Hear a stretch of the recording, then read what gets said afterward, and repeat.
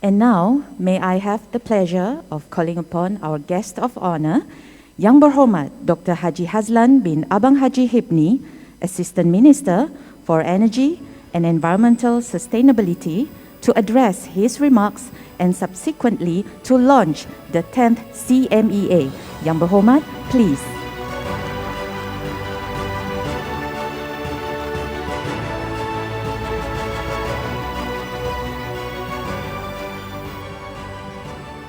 Terima kasih Puan Aida kah? Bismillahirrahmanirrahim. Assalamualaikum warahmatullahi taala wabarakatuh. And a very good morning, especially to our hardworking Controller of Environmental Quality, NREB, yang berusaha, Madam Peggy Ronin, anak Edin.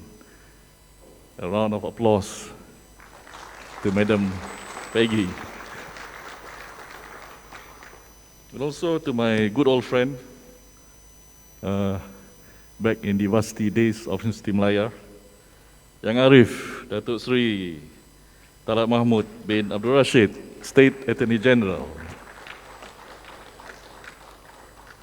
And also my new found friend, yang bahagia, Datuk Chai Buntok, Secretary General of Sarawak Business Federation, SBF, who is representing the chairman of SBF, yang berbahagia Datuk Abang Abdul Karim Tun Abang Haji Openg, with his very short speech, extremely short.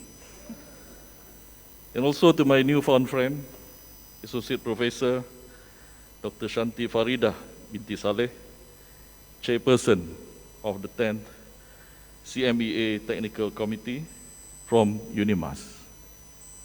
Distinguished guests, ladies and gentlemen,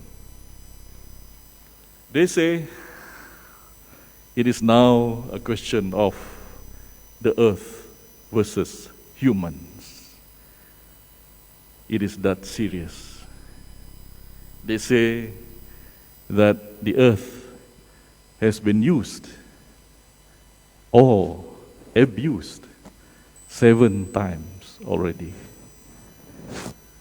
So that means if the world doesn't do anything as regards to environmental sustainability within the next 5 years, the damage will not be reversible. What a world we live in.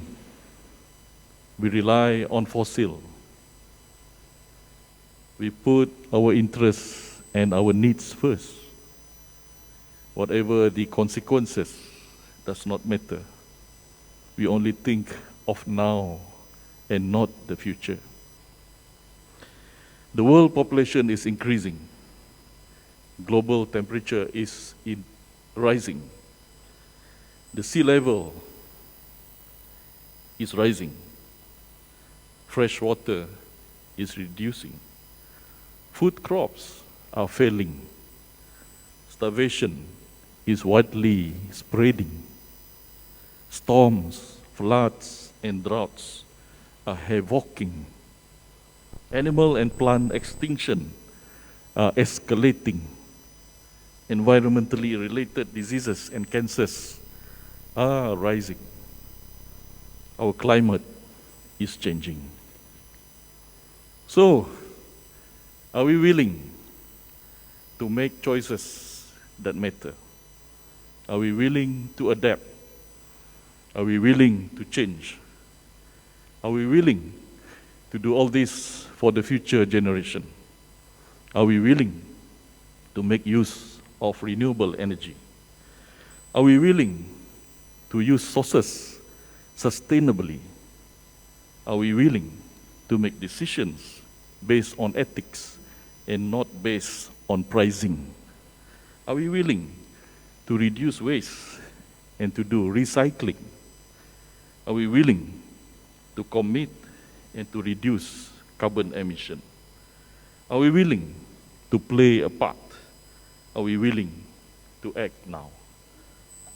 Ladies and gentlemen, the present situation is Climate change is a global challenge. Greenhouse gases, especially carbon dioxide, is increasing. All this is due to human activities, and it requires an urgent global cooperation. As we all know, the Kyoto Protocol, 1997, has been signed, and it is legal binding. In 2015, the Paris Agreement on global warming to maintain the rise in ocean temperature to below 2 degrees Celsius and to limit it to below 1.5 Celsius as compared to pre-industrial levels has also been signed, and it is also a legal binding document. In 2021, the United Nations Climate Change Conference of Parties or of Countries, COP26 in Glasgow, whereby 190 countries signed the treaty to accelerate actions on goals on Paris of the Paris Agreement, has also been signed, and is also an internationally legal binding treaty. Malaysia has committed to reduce greenhouse gases emission by 45% by 2030, and we hope to achieve a net zero emission by 2050.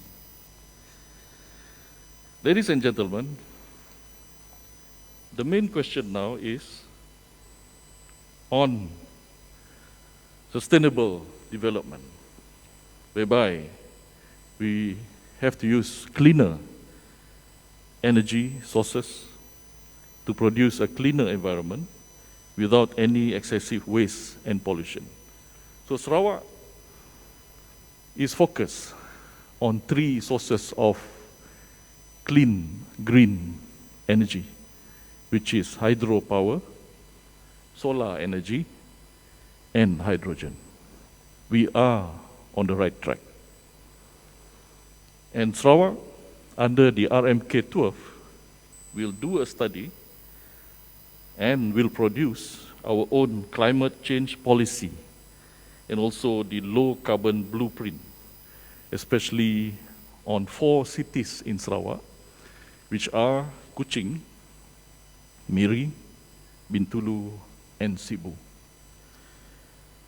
This study and policy will cover the energy sector, the transport industry, the industrial processes, agriculture, land use, and waste management. We also have 2 more ordinances which will ensure environmental sustainability, which is the Environmental Quality Act, or EQA 1974. Our SAG is here. I'm sure he will confirm this. And this is to ensure all industries will comply with the national environmental standards. We also have our own ordinance, which is the NREO 1958, Natural Resources Environmental Ordinance 1958, which must also be complied. So the topic, what do you call that? The topic of our award this year, which is redefining sustainability in environmental stewardship, is actually a long-term sustainable development goal for 2030. Hence, the Sarawak government has formed a new ministry, which is where I am now. And the ministry is called the Ministry of Energy and Environmental Sustainability. Ladies and gentlemen, so what is actually environmental sustainability? Now, it is the rise of sustainability. Sustainability is actually socio-ecological transformation. Sustainability is the new paradigm in reality. Sustainability will give impacts on the designs of industries and on our living. Sustainability will transform future economies. Sustainability is actually the ability to change, to adapt, and to evolve with time to remain relevant and sustainable. Sustainability will change crisis to opportunity. Ladies and gentlemen, when we speak about environmental sustainability, we have also to touch on circular economy, which is a very important component of environmental sustainability. Circular economy, as compared to linear economy, is an economy which make use of connecting different systems, making use of synergistic strategies, interconnecting, interrelating, adapting, minimal wastage, cyclical, and which will deliver the most with less. That is circular economy. And ladies and gentlemen, I would like to introduce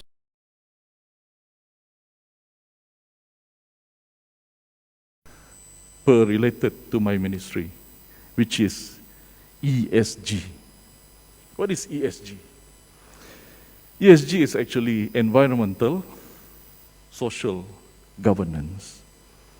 It is an internationally recognized system of evaluation to evaluate the status of environmental and social governance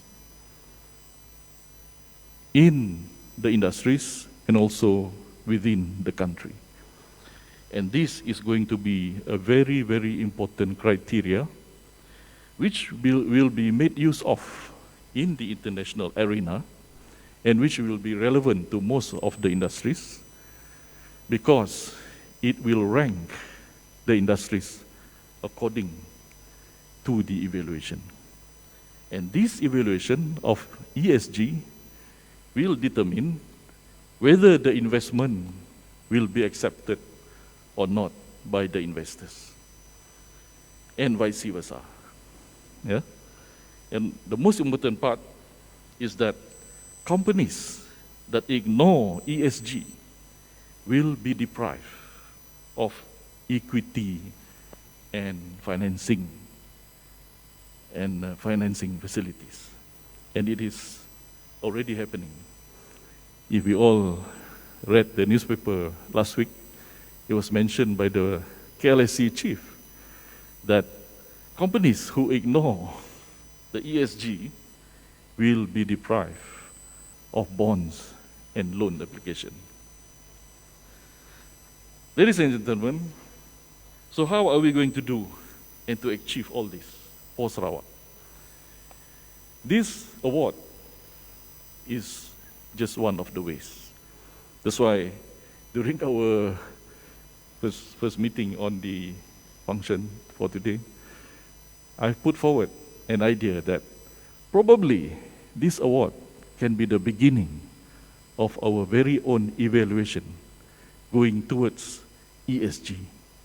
Hopefully, Sarawak will be the first state in Malaysia to introduce this kind of evaluation, whereby we will be amongst the world forerunners in this struggle.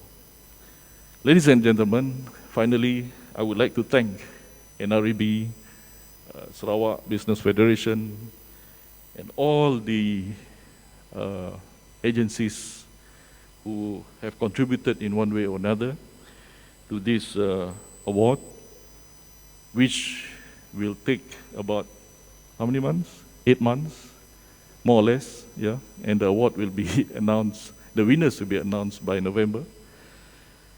Because this is our struggle to promote environmental sustainability to the industries and also to the community. Sekian, wabillahi taufiq wal hidayah. Assalamualaikum warahmatullahi taala wabarakatuh. Terima kasih.